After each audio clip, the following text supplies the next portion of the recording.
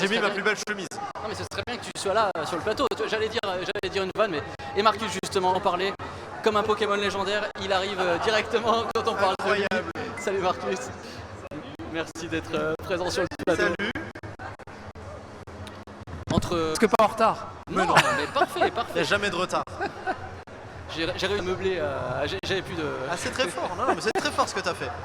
Marcus, merci d'être là, merci de venir à Mes Stories et merci d'être là surtout sur le plateau de Moselle TV. Ah bah content d'être avec vous les gars. Vous avez un beau studio, bravo. Ouais, mobile et tout. Une Bravo. magnifique jetelle qui fait un peu de bruit. Exactement. Il y a encore peut-être la trace des cendriers, les trucs de l'époque. Que tu peux d'ailleurs à côté puisque c'est juste à côté de l'endroit où tu. Oui, tu es, il y a un beau nid d'archéologie à côté de chez moi. Et sur mon stand aussi, il y a vraiment des trucs super. J'ai un Galaxy moi sur mon stand. J'ai pas vu ce que c'était là. Une Space Invader. Un Space Invader. Voilà, bah. C'est une Galaga. Ah, Galaga. Ouais. Oh bah très bien. Ah bah j'ai Galaga aussi. Voilà. Bah c'est comme chez moi alors. Oui, c'est parfait. Rico, tu veux rester avec nous ou tu veux partir Je vais faire un message, après je m'en vais. Vas-y. Merci. Merci pour tout ce que tu as pu faire avec toi, ton équipe et tout. C'est un plaisir. Je dois pouvoir, malheureusement, je ne peux pas trop rester parce qu'on a encore plein de choses à faire. Ok. Mais je voulais passer ce message-là. Tu es entre de très bonnes mains. Vous allez vous j'ai amuser tous les l'impression. deux. Et puis passez un moment et nous on se revoit très vite. Je vais aller On se revoit très vite. vagabonder dans le salon. Exactement. Bah bonne balade et merci pour les merci. Avec grand plaisir. On se revoit très vite, évidemment, en caméra embarquée tout à l'heure dans les allées du salon. Notre invité Marcus, journaliste, animateur, passeur de savoir. C'est joliment dit, bravo. Pour beaucoup de gens ici, c'est un pan de l'histoire des jeux vidéo et de la télévision, un peu des deux. Pour moi aussi, je vais pas te le cacher. C'est vrai, tu regardais quand tu étais petit? Quand j'étais petit, quand j'étais jeune. Jeune, oui, voilà. Est-ce que tout va bien pour l'instant? Tout va super bien, malgré la chaleur, évidemment, il fait très très chaud, mais je trouve que ça reste assez raisonnable. On est très bien. Là, j'ai un très beau stand, donc je remercie vraiment les organisateurs qui m'ont fait un petit nid douillet absolument incroyable. J'ai des bornes d'arcade, comme je te disais, et moi aussi j'ai un petit canapé, donc je peux recevoir les gens vraiment à la cool. Il n'y a pas une file d'attente comme il peut y avoir souvent pour les dédicaces. On a un petit système de tickets, on a morcelé la file d'attente en petits paquets d'une heure. Ça fait que les gens n'attendent plus d'une heure et ils ont des bornes d'arcade en attendant pour... Oui, parce qu'on le rappelle, tu es en dédicace aussi jusqu'à 17h et tu participes au grand show aussi Oui, ce soir, à 17h30 je crois. On parlait de la chaleur, ça se canne ici en Moselle, c'est tapis incroyable. rouge. Tapis rouge. Voilà. Alors écoute, anecdote, j'ai fait longtemps au jury du Festival des Jeux de Société à Cannes. Et la dernière année où j'étais avec Monsieur Fall, qui était un spécialiste du jeu de société, et on a animé sur la grande salle du Palais des Festivals, sur la grande scène, qui est la scène où a été tournée la fameuse carioca de la Cité de la Peur. Et donc avec Monsieur Fall, on a fait notre entrée sur la musique de la carioca, avec une petite trompette en sang sur la vraie scène du Palais des Festivals. Donc voilà, c'était un des plus beaux moments de ma vie. Mais sans Gérard Darmon. Et sans Gérard Darmon, malheureusement. Donc il y a des gens, on le disait tout à l'heure, qui ont découvert des consoles, des jeux, parfois même leur passion du gaming, des émissions. Est-ce que tu mesures ça? Est-ce que tu mesures que tu es, sans fausse modestie, on va dire un marqueur de l'adolescence de certaines personnes? Oui, tout à fait. Alors tu parles de modestie, mais là pour le coup j'en suis très fier.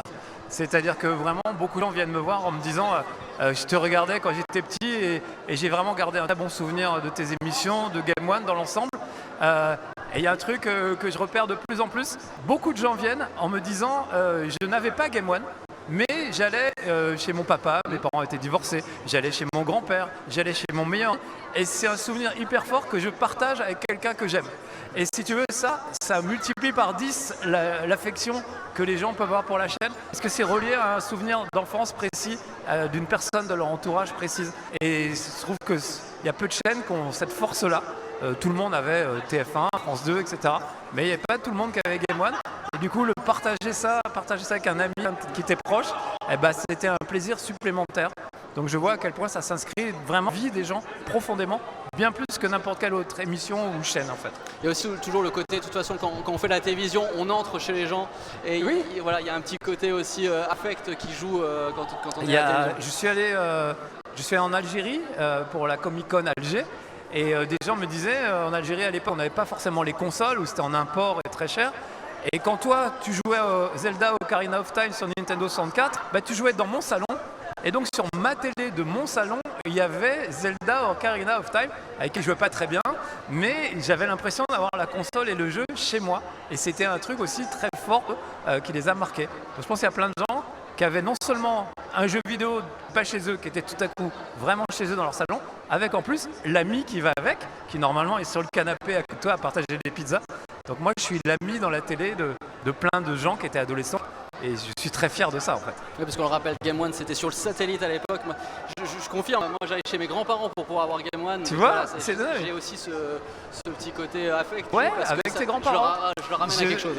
Je mesure ça à peu près 70% des gens. Ouais. Peu de gens avec Game One en réalité.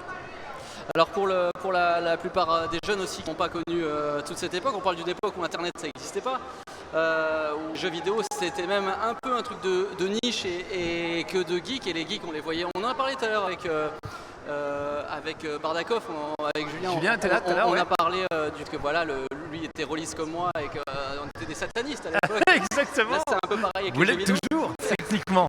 Merci. Oui. On ne revient pas du côté obscur. Ça dépend de la classe qu'on Et fait. voilà, si t'es chaotique et vil, je ne peux plus rien pour toi. Si t'es low full good, ça se discute. Mais donc une émission de jeux vidéo à cette époque à la télé, c'était un pari un peu fou, un peu quand même. Complètement, pendant longtemps, et même encore aujourd'hui d'ailleurs. Hein. Quand tu dis je fais du jeu vidéo et les gens me regardent jouer, les gens ne comprennent pas. Les gens qui ne sont pas des gamers, évidemment, ici tout le monde, tout le monde est au courant. Ici.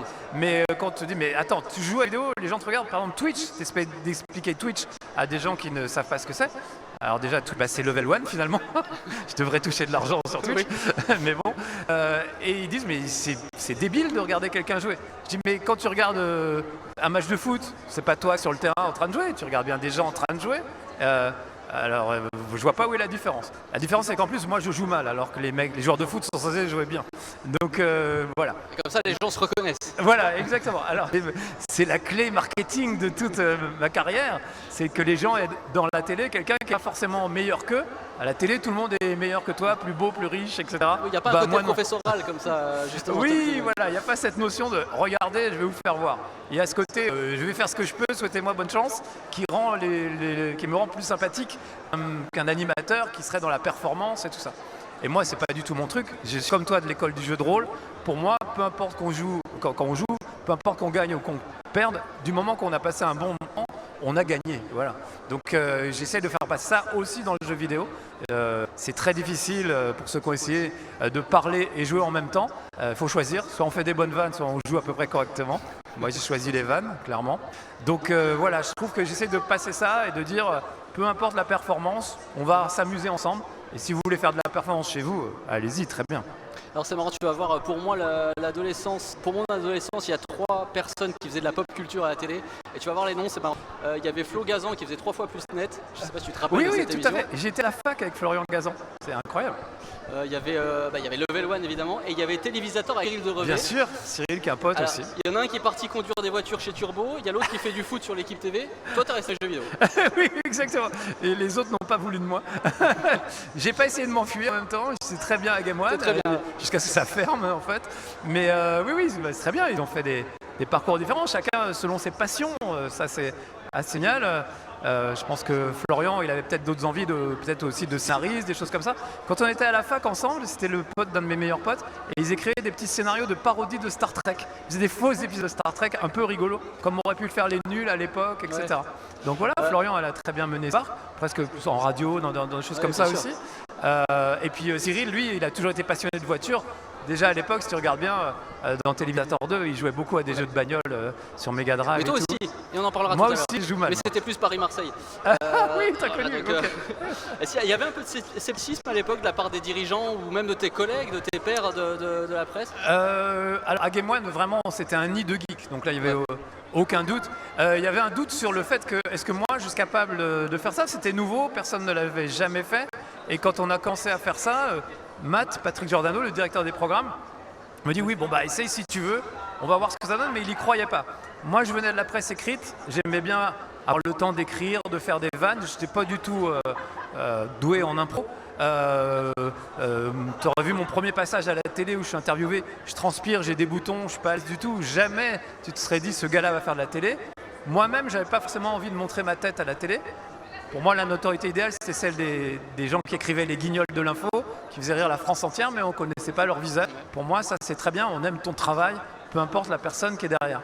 Donc, ça m'allait très bien d'être journaliste dans la presse écrite et d'être caché derrière le magazine, en fait. Donc, je ne voulais pas forcément me montrer, je n'étais pas forcément à l'aise, mais j'ai fait ce que je faisais à la maison quand des potes venaient. Ils voulaient voir si un jeu était bien. Je dis, assieds-toi, on y va. Et puis, dans 20 minutes, tu sauras si c'est bien ou pas. Et j'ai parlé à la caméra comme si c'était un pote qui était dans la pièce.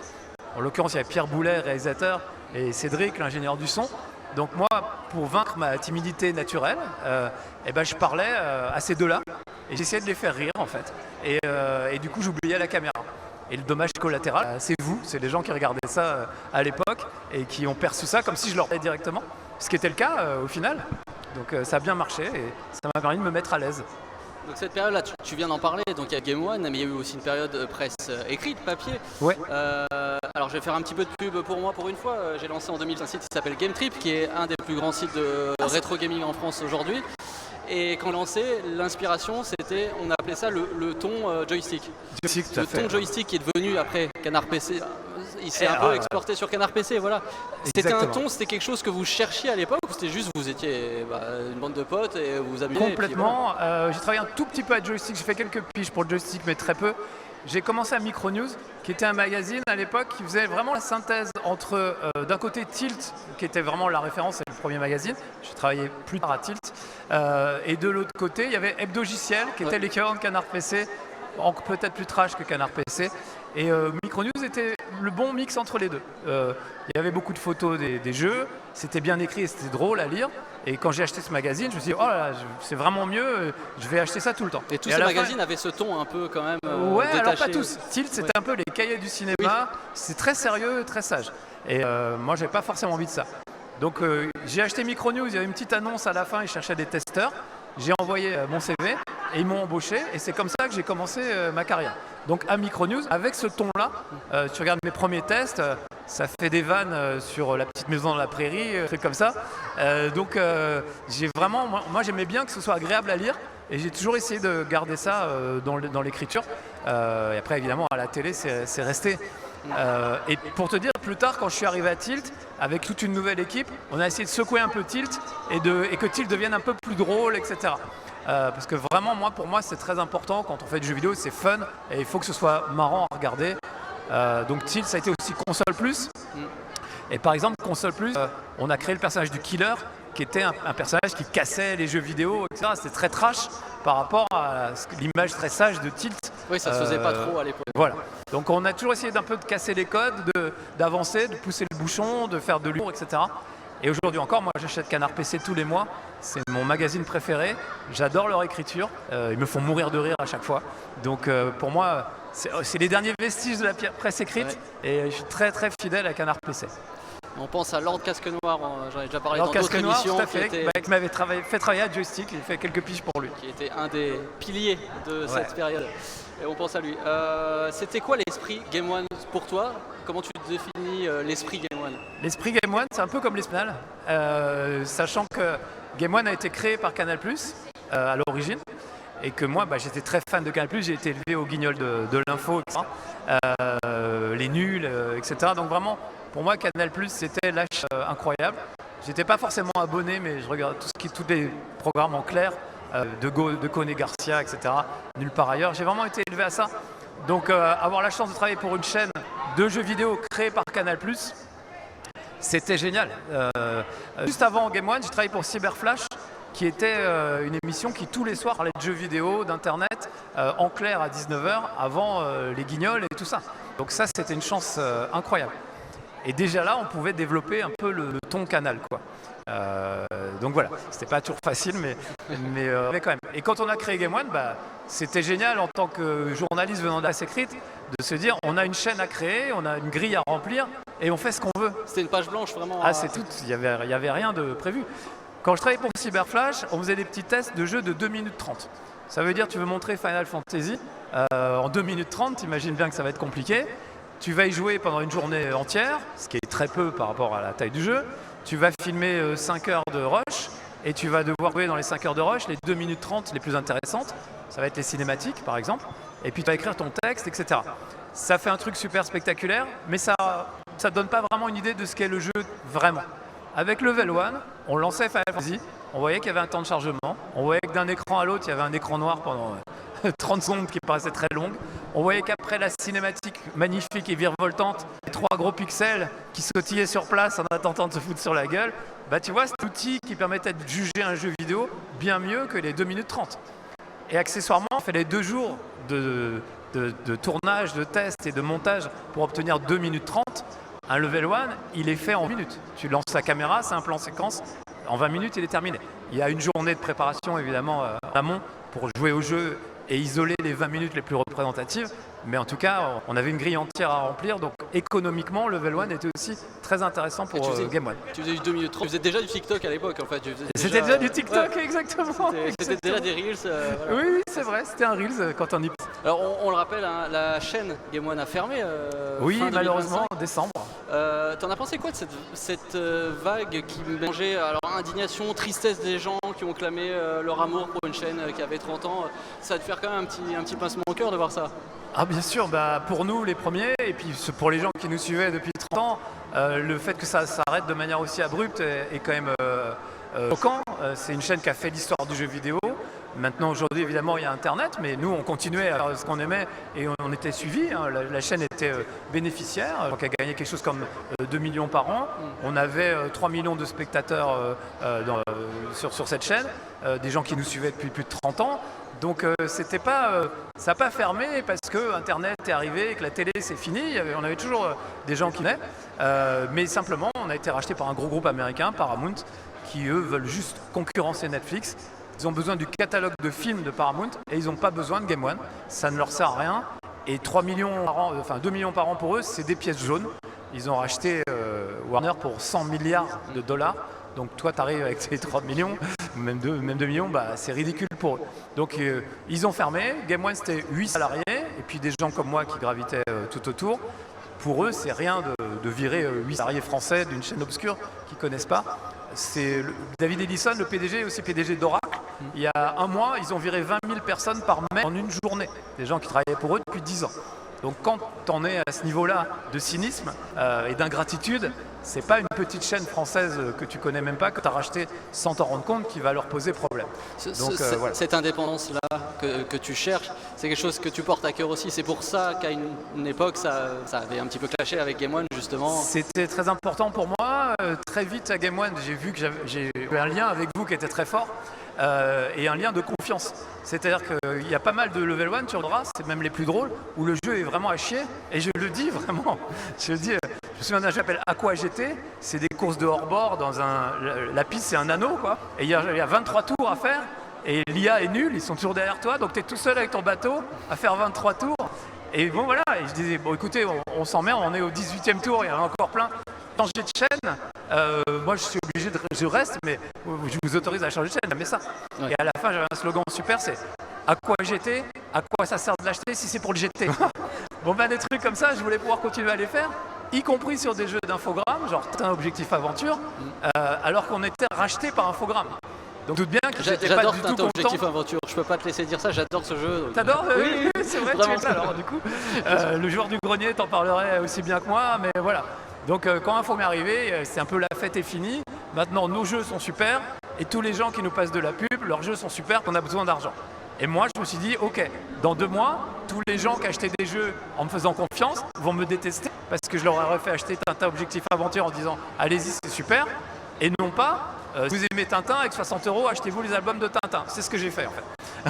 Ils n'ont pas trop aimé Infogrames évidemment, mais ils m'ont pas viré, ils ont juste pas rediffusé ce Level 1, alors que c'était multidiffusé 400 fois, n'est passé qu'une fois. Quand ils ont vu le contenu, ils n'ont pas rediffusé évidemment.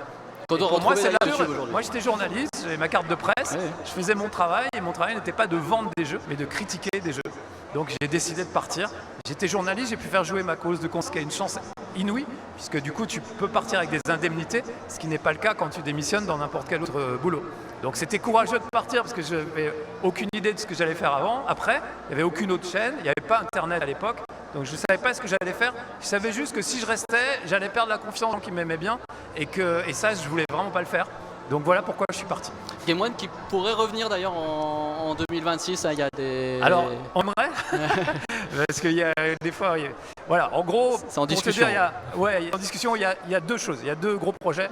Le premier, c'est nous, on continue la team, qui était l'émission qui faisait travailler le plus de monde, qui rassemblait toute l'équipe. On veut rester tous ensemble, on a envie de continuer. Donc on continue sur Twitch, je vous invite à aller voir d'ailleurs tous les mercredis. On continue comme avant la team, avec la même équipe, la même énergie et toujours autant de plaisir. Et ça fait plaisir de voir que les gens sont là. On a toujours autant de spectateurs chaque mercredi. Ça, c'est vraiment génial. Après, on galère un peu au niveau des sorts. C'est une émission qui coûte très cher. Le plateau coûte très cher. Les chroniqueurs, pas trop, mais le coûte très cher. Et on a du mal à trouver des sponsors pour financer. Mais le public est au rendez-vous. On a vraiment énormément de gens qui viennent à chaque fois. Donc ça, c'est notre projet à nous. C'est ce qu'on maîtrise. On est des saltimbanques. On n'est pas des financiers. Ça, on sait le faire. On le fait. Il y a une petite partie logistique qui est un peu compliquée, mais on s'en sort. Et voilà. Et parallèlement à ça, il y a un investisseur qui s'appelle David Nechel qui, lui, tente de racheter Game One pour essayer de remettre en place Game One telle qu'elle était avec l'équipe d'origine. Donc on serait évidemment très partant pour revenir. C'est bizarre comme phrase, mais voilà. Avec la team qui resterait sur Twitch, mais qui serait aussi à l'antenne, plus peut-être du rétro Game One, plein d'autres émissions, enfin voilà, plein de choses. Simplement, pour réussir ça, il faut que Paramount accepte de lui vendre Game One. Et pour le moment, Paramount ne le calcule même pas. Encore une fois, des gens qui brassent des milliards, quand tu arrives avec un carnet de chèques en disant combien coûte Game One, peut-être 5, 10 millions, pour eux encore, c'est des pièces jaunes. Ils ne répondent même pas. C'est terrible. Donc pour le moment, on en est là. La situation est un peu bloquée. Il y a un plan B qui consiste à créer une nouvelle chaîne pour remplacer Game One, avec toujours la même équipe, en étoffant évidemment avec de nouvelles équipes. Ce serait notre rêve, hein, je ne te cache pas. Mais là, c'est une logistique incroyable que nous, on ne maîtrise pas, que David peut maîtriser. Mais il faut trouver des investisseurs. Quand je vois que nous, on a déjà du mal à trouver des sponsors pour la team, ça paraît difficile de trouver de quoi remonter une chaîne entière. Mais voilà, entre l'annonce de voilà ce que David essaye de faire et il aimerait faire revenir à la rentrée, ça c'est ce qu'il a annoncé, c'est devenu par déformation sur les réseaux, Game One revient à la rentrée en 2026 sous un autre nom. Vraiment, ça c'est le problème des réseaux, c'est que du coup ça démobilise les gens qui pourraient nous aider. Ah bah c'est bon, ils sont sauvés, ils reviennent. Non, pas du tout. On vise ça, mais on n'est pas sûr d'y arriver. Et là, à l'heure où je te parle, on a de moins en moins de chances d'y arriver. Donc j'espère qu'on va y arriver, mais voilà. Au moins on a clarifié et le message est passé comme ça. Oui, voilà. Donc c'est grâce à vous, si on y arrive, ce sera grâce à vous. Donc soyez là. Je vois que Batman est là, on est sauvé normalement. Bah c'est bon, il est sauvé. Je vais te donner des jeux que tu as testés. À toi de me dire en un mot ce qu'ils t'inspirent. Okay. C'est des jeux que tu as testés. Ok. Jackie Chan Stunt Master. Oh putain, mais c'était très bien ça. C'est un petit jeu passé sur les radars, mais il y avait vraiment des bastons. Alors, c'est arrivé après, mais un peu à la Batman Arkham, où tu avais vraiment des bastons super spectaculaires, où tu utilisais le décor, tu pouvais casser des chaises sur la tête des gens, si je me souviens bien et tout. Petit côté Bud Spencer et Terence Hill pour les plus vieilles références. Et c'est un jeu qui était passé complètement inaperçu, et moi j'avais vraiment beaucoup kiffé. On retrouve un peu ça avec James Bond First Light, que j'ai testé il y a quelques jours. Et j'avais comme référence Stranglehold, qui est un jeu comme ça où il y a du gun-fu. C'est un peu comme John Wick, du kung-fu avec des guns. Mais j'avais oublié Jackie Chan, mais t'as complètement raison. Aussi. Comment Sifu est comme ça aussi, ouais, tout à fait. Merci de me refaire penser, je vais le ressortir du coup. Un jeu Dreamcast qui est sorti. C'était Dreamcast, voilà, très bonne console. Tu en as parlé, Batman Arkham City. Et ben voilà, des systèmes de combat absolument incroyables. C'est un de tes jeux préférés. Batman, oui, franchement, moi j'aime bien l'univers de Batman, même si c'est un peu sombre évidemment. Moi je suis plutôt un gars joyeux, mais de temps en temps ça fait du bien de se déprimer un peu. Donc voilà, c'est surtout les systèmes de combat.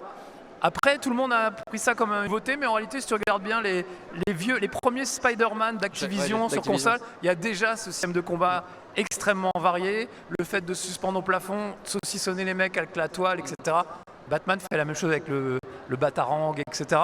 Donc c'était pas si novateur que ça, simplement visuellement c'était bluffant et comme le gameplay était hyper fort, ça a marqué tout le monde et je comprends pourquoi. Et le Lego qui vient de sortir, Lego Batman, reprend le même système de combat, la même ville ouverte de Gotham et franchement il est super, je vous recommande. Et parmi les points forts il y a aussi ces comédiens de doublage qui sont sur Batman Arkham City. Exactement, il y avait Pierre Attet qui faisait la voix de Doc de Retour à le futur, qui nous a quittés malheureusement.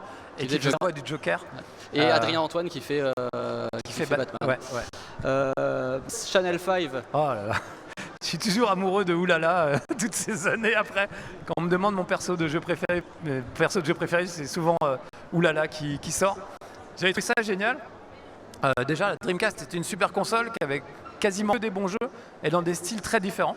Beaucoup d'arcades avec Crazy Taxi, etc. Mais aussi des trucs comme Shenmue qui étaient novateurs. C'était un monde ouvert à l'échelle d'une ville. C'est incroyable pour l'époque, en 3D. Et Space Channel 5 qui était un jeu de rythme absolument fabuleux. J'adore les musiques. Encore aujourd'hui, de temps en temps les musiques de Space Channel 5. Et il y a même Michael Jackson qui a collaboré au deuxième. Et il y a deux, trois musiques qui se retrouvent. Alors ça c'est personnellement moi c'est mon détesté je pense, le plus détesté. Paris-Marseille Racing, j'en ai parlé tout à l'heure.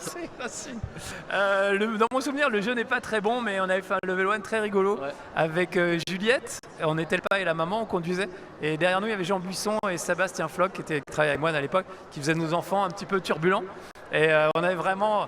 Ça fait partie des level 1 qui sont des très bons souvenirs. Je pense pas qu'on ait vraiment bien montré le jeu mais nous on avait vraiment beaucoup rigolé. Et quelques années après, nous, on est parti de Game One. Gérard, Johan et les autres ont repris Level 1 et ils ont fait une espèce de cirque incroyable qui était très drôle. Et c'était très bien de changer un peu par rapport à la formule classique de Level 1 qui, moi, était un outil critique. Eux, ils l'ont utilisé comme point de départ pour faire des conneries autour. Et ils ont refait un Paris-Marseille Racing qui est tout aussi culte que le nôtre et qui était très drôle aussi. Donc comme quoi ce jeu, c'est peut-être un jeu de merde mais ça donne des super émissions. Je crois que ça a donné un épisode où ils sont partis en fou rire, je crois qu'ils n'ont jamais fini de... Oui, je crois qu'ils n'ont pas fini, oui. Nous on a été professionnels, on avait fini mais je crois que non. Perfect Dark. Oh là là. Le GoldenEye 007, tout le monde pensait que c'était le GoldenEye, le sous-GoldenEye mais en vrai... Pas du tout, c'est mieux que GoldenEye, c'est la formule de GoldenEye améliorée et enrichie à plus 25%. Avec des trucs incroyables, c'était très futuriste. Donc il y avait des flingues qui tiraient à travers les murs par exemple, des choses comme ça. Tout un arsenal de gadgets futuristes qui était vraiment super. C'était fait par Rare, par la même équipe que GoldenEye. Donc vraiment, j'ai passé beaucoup de temps dans Perfect Dark et c'était le top du top à l'époque. Ils ont fait un remake il n'y a pas longtemps, qui est pas mal, mais je sais pas, ça a perdu un peu. Le charme de l'époque, c'était qu'on jouait sur un canapé avec des potes, surtout, même si l'aventure solo était très bien. Donc là, j'avais plus mes potes pour jouer. Donc j'ai moins apprécié le remake qu'à l'époque. Et juste un petit mot aussi c'est mon préféré pour le coup, c'est pour ça que j'ai lancé mon site il y a 20 ans, Escape from Monkey Island. Ah putain, mais t'es vraiment un homme de goût, incroyable.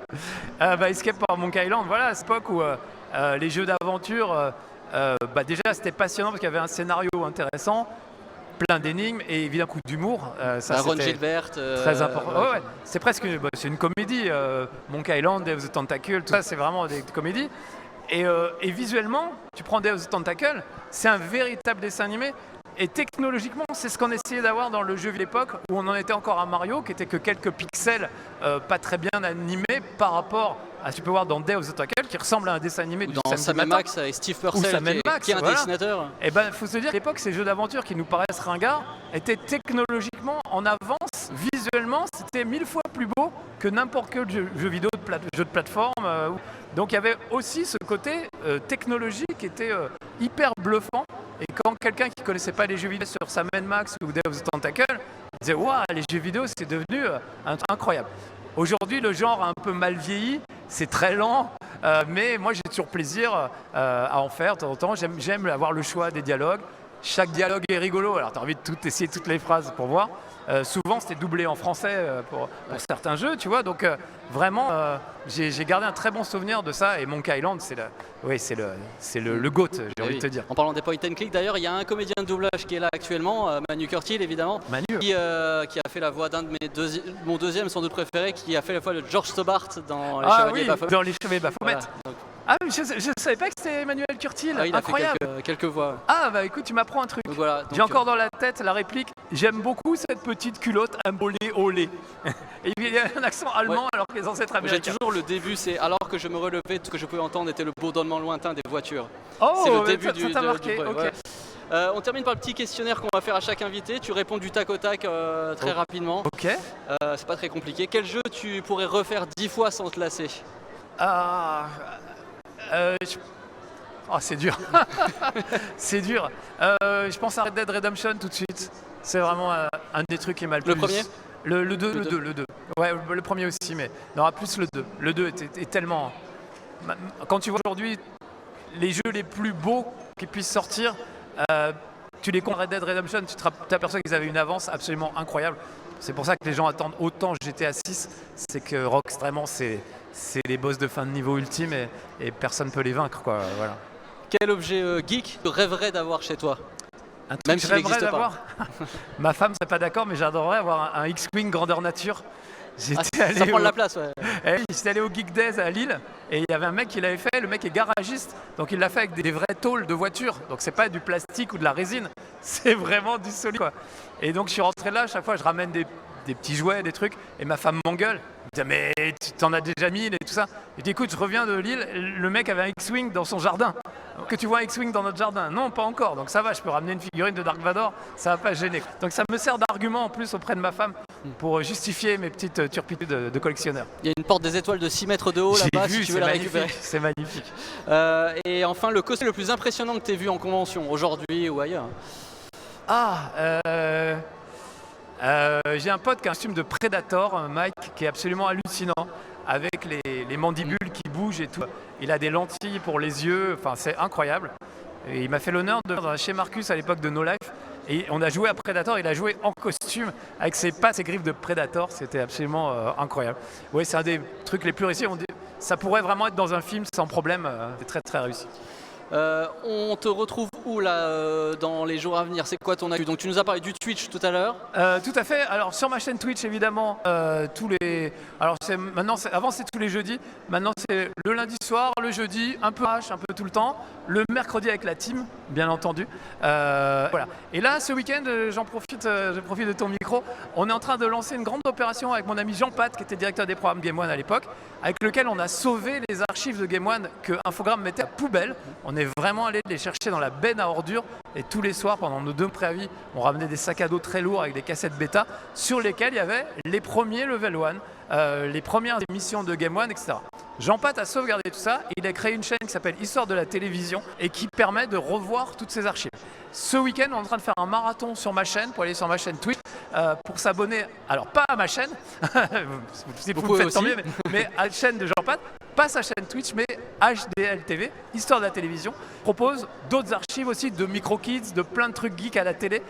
Et voilà, et il essaye de récolter un maximum d'abonnements et je l'aide pour ça. Et vraiment, j'aurais envie que ça marche parce que c'est très dur financièrement de tenir cette chaîne et c'est vraiment plein de petites pépites. Il y a mon premier passage à la télé sur France 3 dans Une pêche de fer, qui est un des paliers à débloquer si on arrive à un certain nombre d'abonnements. Donc s'il vous plaît, débloquez-moi ça. Moi aussi, j'ai envie de revoir ma tête quand j'avais 19 ans. Et il y a aussi le Level 1. Je suis parti de Game One, j'ai fait mes adieux en direct. Mais comme on n'était pas sûr on avait peur d'être censuré ou qu'on ne puisse pas faire le direct, on avait enregistré un Level 1 dans lequel je faisais mes adieux et qui n'a jamais été diffusé. Ça aussi, ça fait partie des archives Jean Pat à retrouver et que vous pourrez voir sur sa chaîne. Donc HDL TV, sur mes réseaux, il y a les liens. Et s'il vous plaît, abonnez-vous vraiment à cette chaîne de Jean Pat. Encore une fois, pas la chaîne Twitch, on verra ça plus tard. Ce week-end, l'urgence, c'est ça, c'est de sauver HDL TV. Ça me tient à cœur, donc je me permets d'en profiter. Mais abonnez-vous aussi à sa chaîne, évidemment. Une nouvelle BD sur l'Intrépide qui est prévue un jour Non, ma femme veut pas. Okay. En fait, j'ai fait 2 premiers épisodes avec Ankama, 2e épisode, je l'ai fait en crowdfunding. Et ça a bouffé 2 envies jour et nuit, en plus du travail que j'avais. Ma femme m'a dit plus jamais. Voilà, donc peut-être un jour, quand je serai à la retraite. Mais pour le moment, on s'en tient à 2 épisodes. On te réinvitera pour en parler. Marcus qui est aussi en dédicace aujourd'hui, évidemment, jusqu'à 17h. Oui, et puis demain aussi. Demain, sur mon stand, n'hésitez pas à passer. Là, qui sont déjà passés. Et aussi demain, joue avec Marcus sur la scène animation à 15h30. À 15h. Ah oui, c'est vrai. Ouais. J'ai pas celle-là. J'espère, sinon regardez le plan du salon. Et puis on va régler ça. Merci j'avais beaucoup. que 17h30, donc tu fais bien de me le dire. Merci Marcus. Et juste en prie, merci pour l'interview, c'était très pro et vraiment bravo, parce que tu étais très bien renseigné, tu connais beaucoup de choses. On a la passion du jeu vidéo. Ah ouais, mais bravo. Bah écoute, merci pour l'invitation. Merci. Et merci aux petits amis de Moselle TV.